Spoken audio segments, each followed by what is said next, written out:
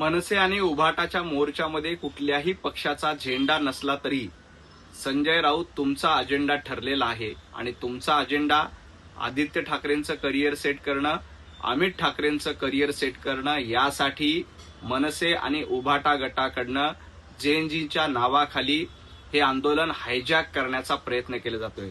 संजय राऊत जर का अजेंडा नसता तर तुम्हाला या रॅलीमध्ये भाषण का करू दिलं जात नाही?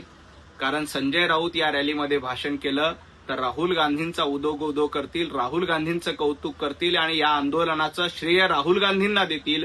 म्हणून संजय राऊत तुम्हाला देखील या आंदोलनामध्ये बोलू दिलं जात नाही। त्यामुळं तुम्ही या रॅलीत कुठलाही झेंडा घेत नसला तरी तुमचा अजेंडा हा आदित्य ठाकरे आणि अमित ठाकरे यांच्या करिअरशी आहे।